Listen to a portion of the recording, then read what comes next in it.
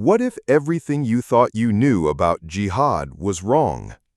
For decades, a single word has fueled fear and misunderstanding, shaping global narratives. It appears in headlines, tied to images of violence and extremism.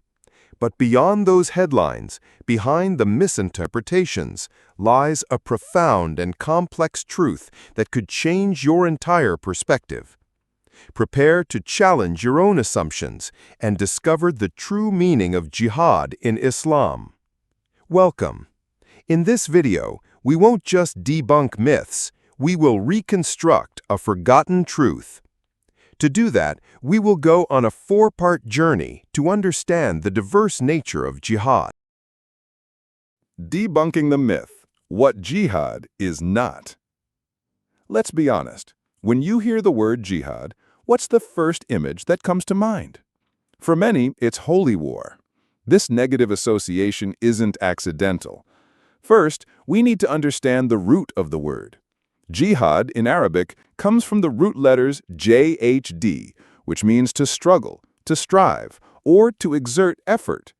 It implies a sustained effort to overcome an obstacle. Interestingly, this root is also related to another important Islamic term, ijtihad, which is the intellectual struggle of a scholar to derive a legal ruling, showing that from the beginning, this concept had intellectual depth. So, why is it misunderstood as holy war? Part of the reason is historical, as the term became known in the West during the Crusades and was interpreted through the lens of Europe's own concept of holy war. But in modern times, this distortion comes primarily from extremist groups. Organizations like ISIS and Al-Qaeda have deliberately hijacked the term, cherry-picking Quranic verses completely out of their historical and legal context. They have turned a complex Islamic concept into a slogan for their violent political agendas. Actions condemned by the vast majority of the nearly 2 billion Muslims and respected scholars worldwide. Mainstream media, sometimes in the pursuit of sensational headlines, has often oversimplified the concept, unintentionally reinforcing this negative image. The Greater Jihad, the inner struggle. A famous story is recorded in Islamic tradition. After returning from a military battle, the Prophet Muhammad said, "We have returned from the Lesser Jihad to the Greater Jihad." His companions asked in surprise, "What is the Greater Jihad?" He replied, "It is the struggle against one's own self, or jihad al-nafs." This is the core and primary meaning of jihad. It's the internal struggle to become a better version of oneself.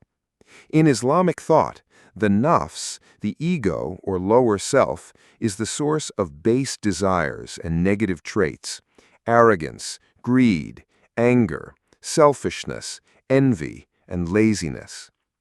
The Greater Jihad is the ceaseless effort to purify the soul, to restrain these negative characteristics, and to cultivate virtues like patience, honesty, gratitude, and generosity. The Quran says in chapter 29, verse 69, "And those who strive for us, we will surely guide them to our ways." Islamic scholars interpret this as a promise that God will assist those who sincerely strive to better themselves. How does this greater jihad manifest in daily life? It's the struggle of a student to overcome laziness and study diligently. It's the business person's struggle to remain honest when it's easier to cheat. It's the effort of a parent to restrain anger and be patient with their children. It's the struggle to forgive someone who has wronged you, even when it's difficult. Essentially, any action taken to overcome one's negative aspects in order to please God is an act of the Greater Jihad. The Lesser Jihad, defense and justice. While the internal struggle is the Greater Jihad, the physical struggle is known as the Lesser Jihad. This is the aspect that requires the most careful interpretation. In classical Islamic law, The use of force is permitted only under extremely strict and limited conditions, and its primary purpose is always defensive. The Quran permits the use of force for self-defense when attacked, to protect the community from extermination, or to rescue people who are being oppressed and cannot defend themselves regardless of their faith. It is not a tool for invasion or forced conversion. As the Quran clearly states, there is no compulsion in religion.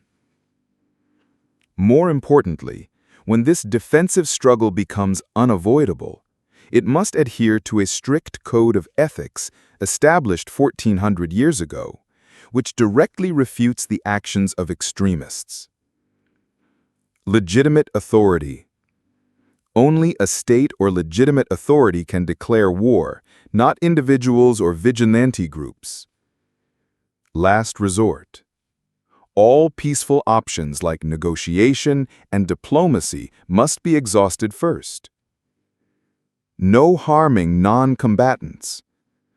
The Prophet Muhammad gave explicit orders: do not kill women, children, or the elderly.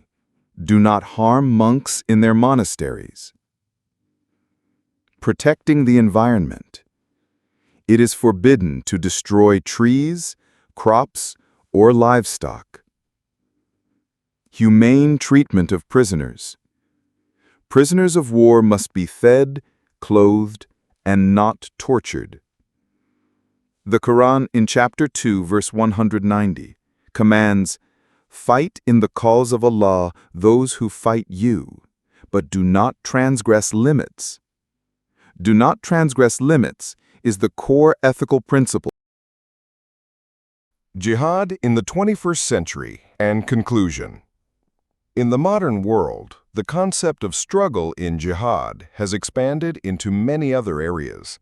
There is the concept of jihad al-kalam, which is the struggle through knowledge, education, and intellectual discourse. A scientist striving to find a cure for a disease, or an educator dedicated to eradicating illiteracy are both performing a noble form of jihad. There is jihad of the tongue, or jihad al-lisan, which is using one's voice to stand up for justice, to defend the weak, and to fight against corruption and oppression. There is also jihad with one's wealth, which is the struggle to contribute one's financial resources for good causes. And perhaps most importantly in our time, there is the jihad of the heart, the struggle to spread compassion and understanding, and to build bridges of dialogue instead of walls of division. So we see that jihad is not a single concept. It is a multi-layered system. At the highest level is the internal struggle for self-betterment. Next is the struggle with one's intellect, speech, and wealth to improve society. And lastly, as a final resort, is the physical struggle for just defense. Reclaiming the true meaning of jihad is an urgent need. It requires us to separate the authentic teachings of Islam from the toxic ideology of extremists. A deep and nuanced understanding of jihad not only helps to resolve misunderstandings about Muslims, but also promotes interfaith dialogue and global harmony.